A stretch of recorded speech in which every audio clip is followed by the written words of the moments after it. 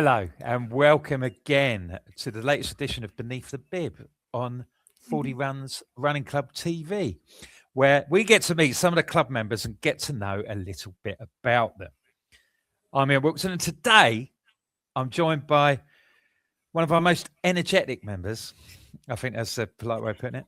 So please welcome Miss Carly Nicklin to Beneath the Bib. Hello, mate. You all right? Hi, doing great, thank you. How are you? I'm very well. Yeah, well, I've just come off a half marathon, but nobody wants to hear about my life. They've tuned in to listen to you, to get Oh, your story. I mean, lots of people. I mean, I remember the first time that I met you, which was probably when we did the FORDY Olympics. We did yes. we Oh, I did love like a that school day. sports day, didn't we? The best And school sports I have ever done. and lots of people have, lots of people beforehand, and people who've been on these interviews have all said, well, when I first joined the Fordies, I'm one of them as well. I was hovering around, just sort of like in the background, didn't want to get too involved, just sort of like see how it went. I just remember the day. Who is this little bundle of energy?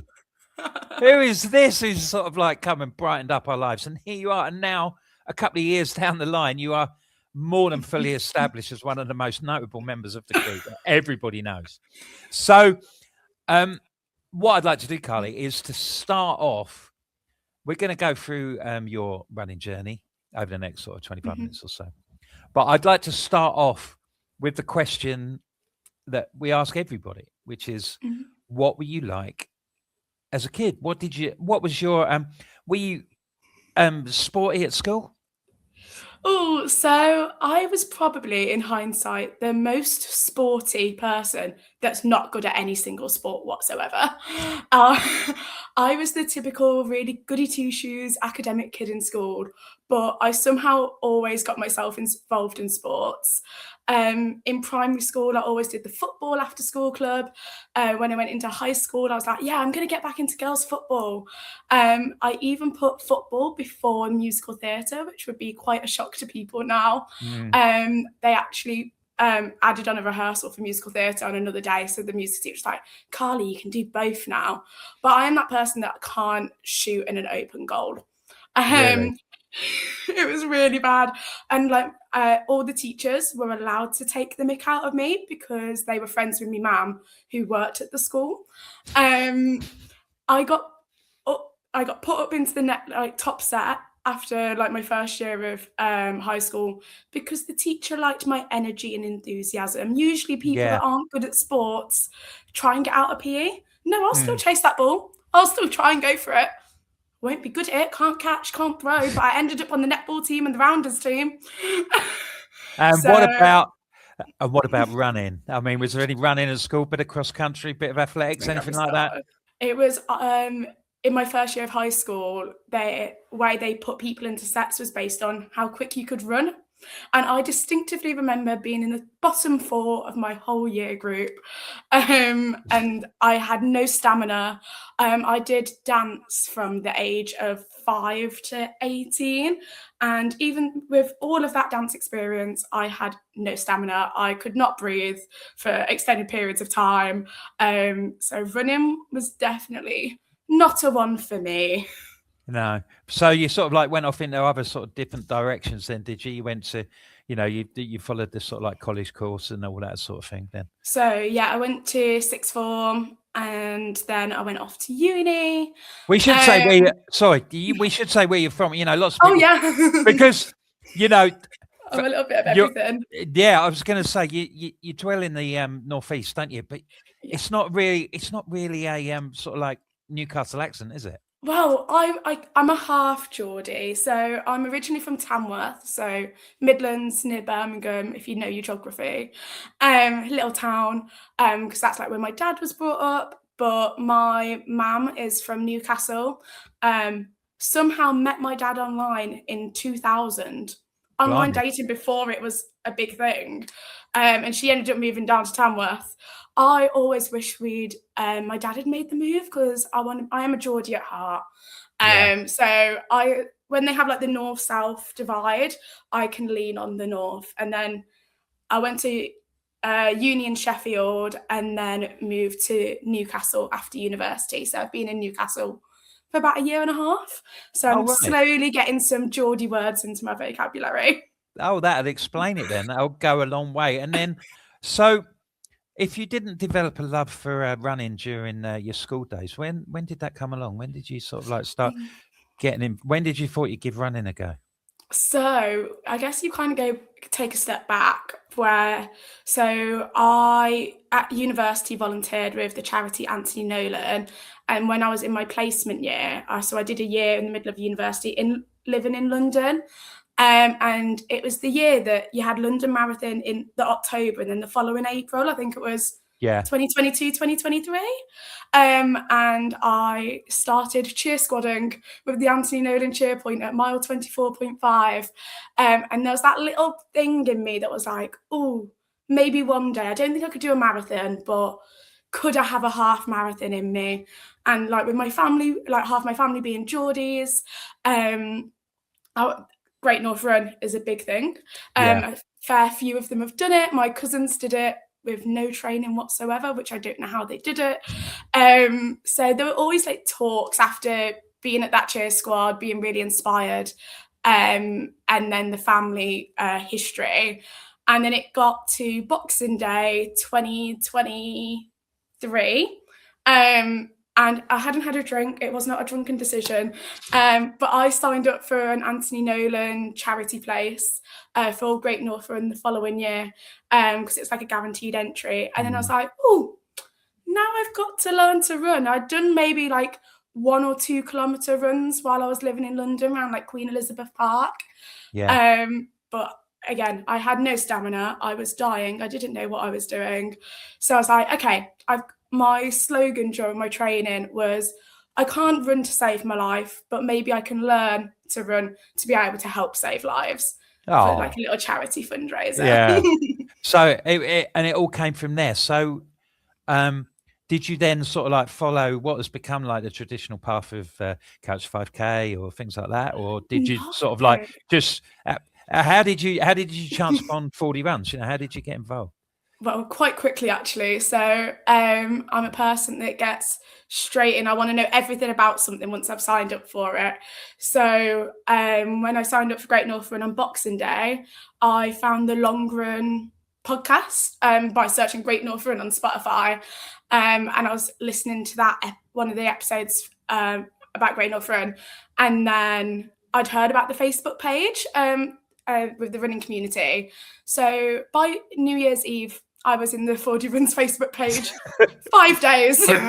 five whole days it took you to and then you know, obviously there's lots of there's many thousands of people who are members of the Facebook page, but when did you actually become primarily involved, you know, sort of like actually in real life, as people of your generation tend to say? IRL. I'm not an IRL girly, but yeah, in real life. So where you were saying about like training and like building up as well, I guess. So between Boxing Day and the end of the year, I'd done like a 2K run and a 3K run. Was very run walking, could not breathe at the end of it. I think I went off way too fast when I look back at those old stats.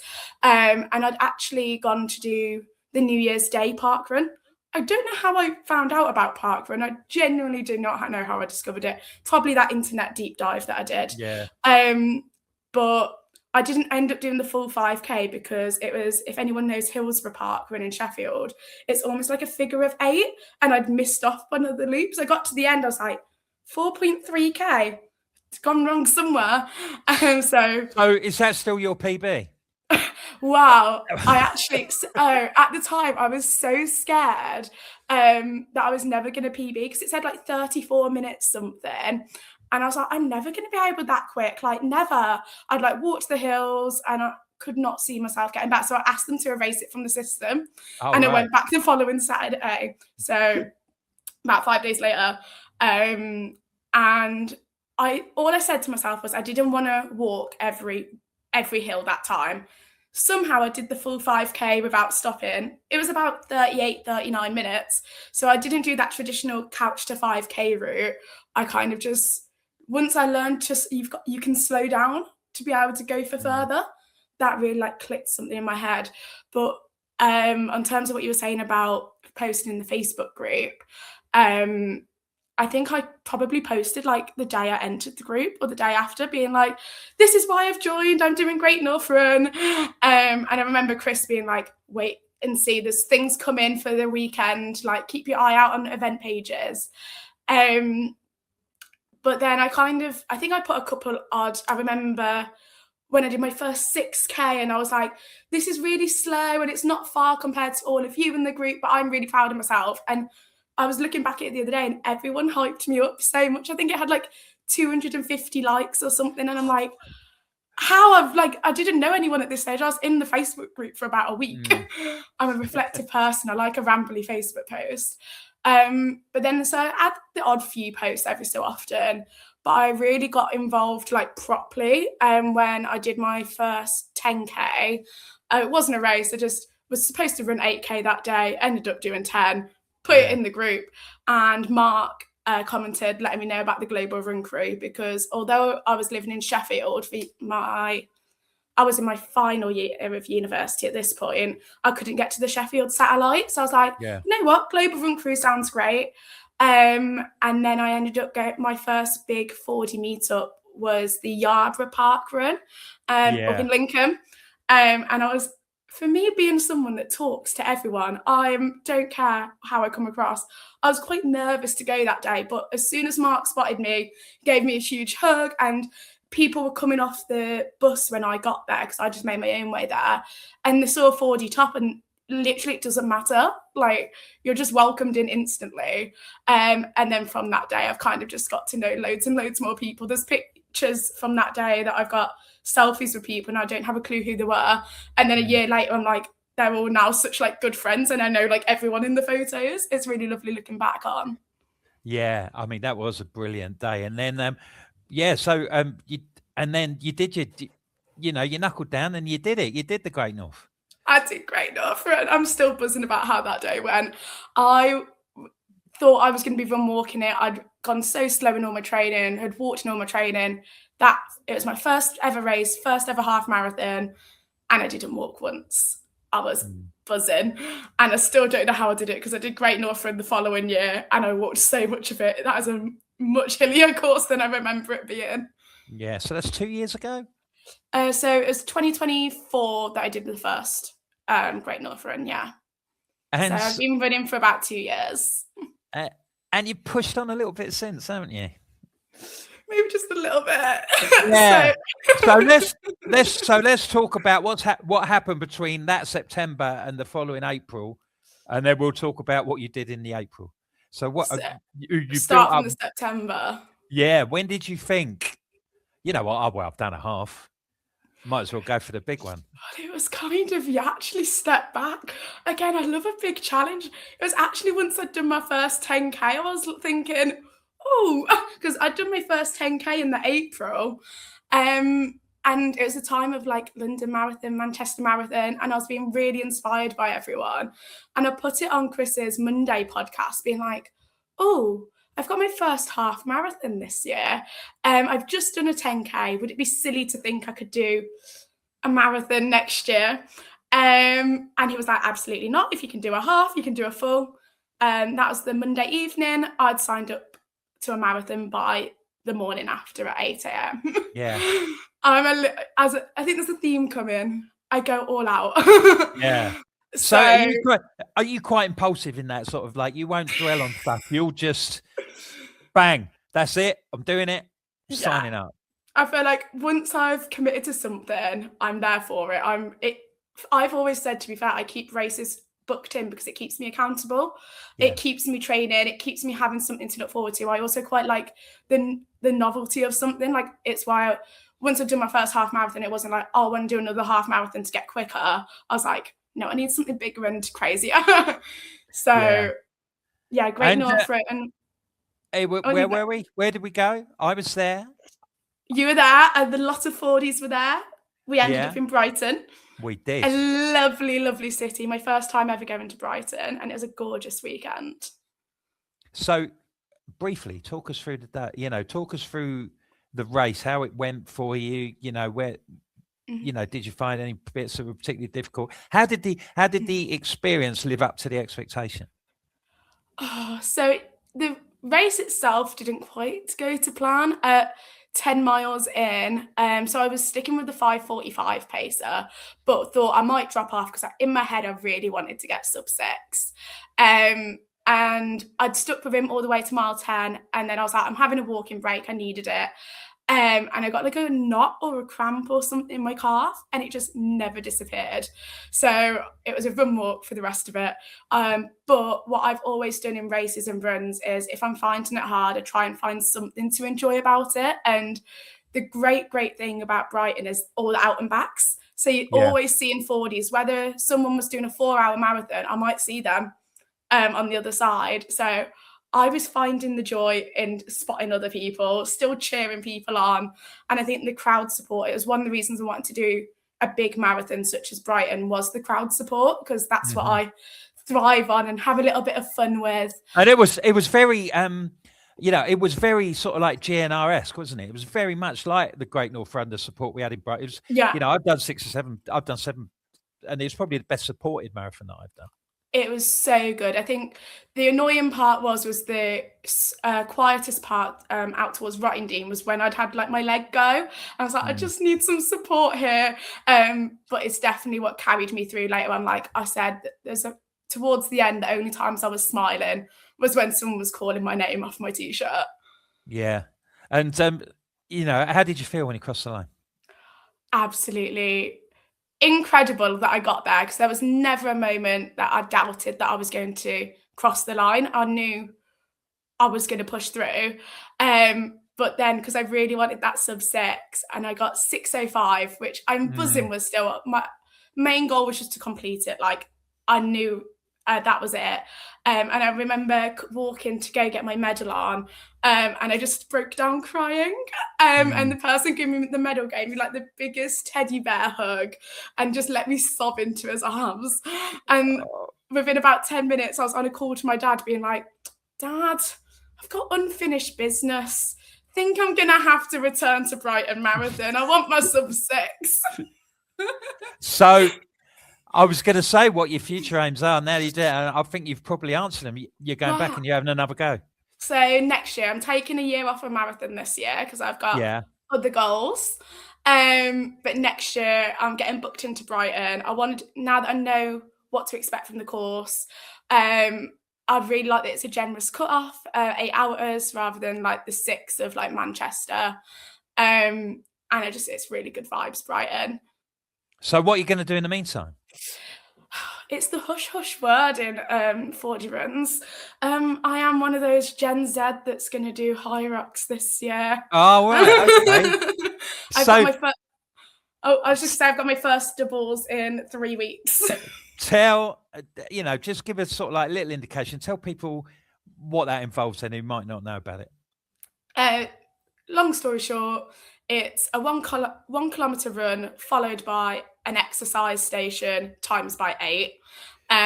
So there's like sled push pulls, ski erg, lunges, burpee broad jumps, some other we ignore the wall balls. I'm not thinking about them.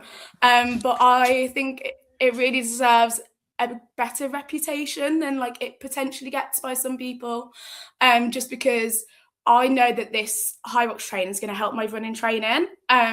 Because I'm practicing speed under fatigue.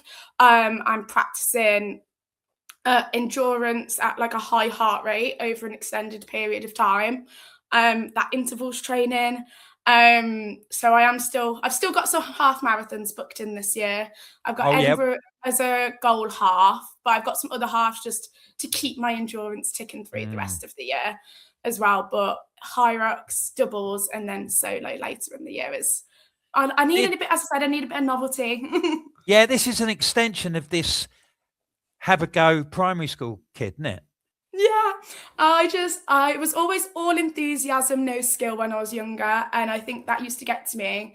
Whereas now I pride myself on my enthusiasm. I think that's how I almost like stand out in a way, that it's the energy that comes across. You don't have to have all the skill. You don't have to be the best. I think that's what's brilliant about running, is that it's your progress that you compare yourself against. You're not comparing yourself against other people, because they're all on different journeys. So now that I've become confident in myself and what I'm capable of, I'm able to have that enthusiasm, but also skill that's relative to my journey.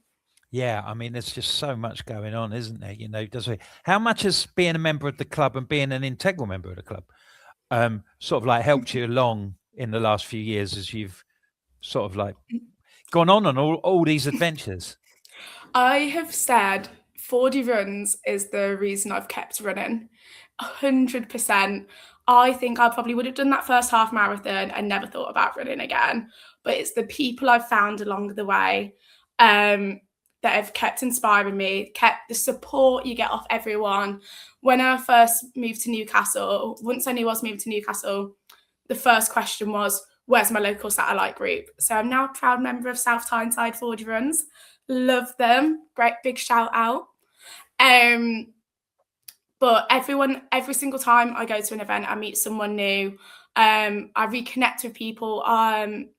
With Brighton Marathon, for example, I didn't have any family members going, and I didn't have any non-40 friends attending to support. But I always knew I was never going to be alone that weekend. I knew I was just going to be welcomed in by everyone. And I think something that I'd like to allude to particularly about that weekend is it was a bit more of a sentimental weekend for me, and it was the 40s that supports what's got me through, because the race day was the day before the 2-year anniversary of losing me mum. Yeah. So when I booked a race, I was like, little bit of a scary date. But I like to distract myself. I'm a little bit of an avoider. The previous year, I'd done a double show day at one of my favourite funny theatre shows. So I was like, you know what? Let's ignore what's going on. Let's go run a marathon. But my mum didn't even know me to be a long distance runner. She knew me as someone that did those 1 or 2 Ks around Queen Elizabeth Park. And I always remember how proud she was of me for doing that. But then on the day, I was like, you know what, I'm going to channel this love for my mum. About at the halfway point, I saw a young child with their mother like running along, and I started crying mid-race. But this like father-daughter running duo came over and supported me. But it was in the run-up to the event that the Fordies were really looking out for me. They knew it was going to be a bit of an emotional weekend, but being surrounded by all that love and knowing I was never going to be alone, and I had people to talk to if I wanted to, but also I didn't have to. It was whatever I wanted to do that day. I'm sure she'd be incredibly proud of you, mate, for everything that you've done. She'd be laughing at me. That's what she'd be doing. Would she? Would she? Yeah. She'd be like, who on earth are you, Carly, doing all these stupid runs? Well, you know, and the press ups and, you know, all the pushing things and running around, doing all that high rock stuff as well. You know, now, so, you know, you've given us a great sort of like insight to your life as a 40 runner. Now, this is one question that we've asked everybody is, what is one thing about you that people don't know? Well, something that a few people may know, but 40s probably don't know. I studied forensic accounting at university, which you would not think of me for doing. This sounds like you should be working for the Q department in James Bond or something. You know, this sounds like, you know, you're going to be, you know, highly sought after, and you can't really talk about it, and it's all very secretive and stuff like that. I could be on a lot more money than I am right now if I'd stuck with accounting, but I knew it was never going to be what was going to keep me happy. It was a really interesting course. So it's like accounting mixed with like fraud and law. But I went and followed my heart. It actually links back to part of my running journey. I now work for Anthony Nolan, the charity that I volunteered with. They are technically the reason I got into running. My first day on the job was the day after Great North Run that I'd just fundraised for them. So they're an integral part of my life. And yeah, forensic accountant, not for me. I No. don't want to just be giving to people that are even more well off than me. These chief financial officers, I'll go help save some lives instead. Oh, that's a great way to live, mate. So, you know, you've talked about the High Rocks thing, and you talked about the Brighton Marathon. Have you got any ambitions, other ambitions left that you'd like to do? I would like to get a little bit speedier. So I say Edinburgh half is my goal half in May. But honestly, I just want to keep doing more of what I'm already doing. I want to keep going to races. I volunteer a lot at races, cheer squad at races, try and like give back to the community. I think it's not just about my running goals, it's helping other people's running goals. And I've done a lot of volunteering in Newcastle, and I've been really lucky to get a lot of lovely feedback from runners when I've been marshalling at races, that have said, I've actually had a few people say I was their favourite part of the course, or I'm their favourite marshal. And I'm like, that's not what, I don't do it for the feedback though. Like, obviously it's lovely to receive, but I know, being a bit more of a back of the pack runner, that how the support can help, and how much of a boost having some energy from the sidelines can give. So I just want to give that back more and keep doing more of that. Yeah, having experienced your enthusiastic marshalling at Jesmond Dean Park Run myself, you know, I know exactly what you're talking about. And just before we go, is there anybody in particular you'd like to give a shout out that's helped you in the community that, you know, you'd like to say a thank you or anything like that? Well, I've already said South Tyneside, I love you. I think there's just a few people that I've run races with that I'd like to give a quick thank you to.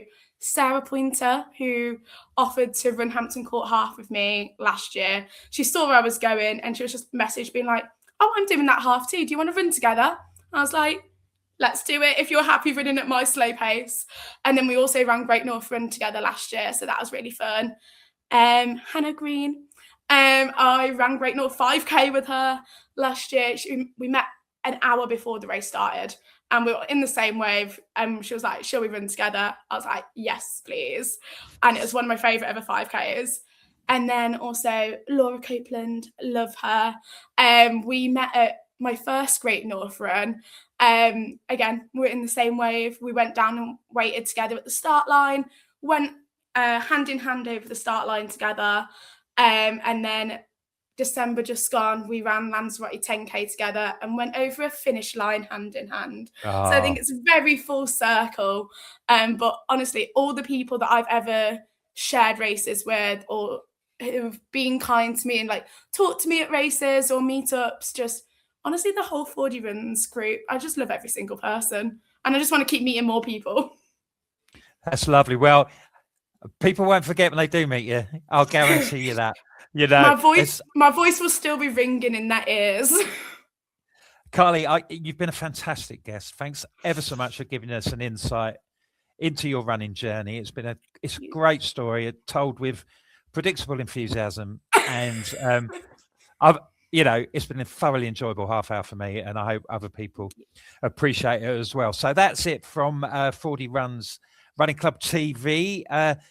Don't forget to subscribe and like our content, and we will there will be more Beneath the Bibs coming very soon. Thank you very much for your time. Thank you.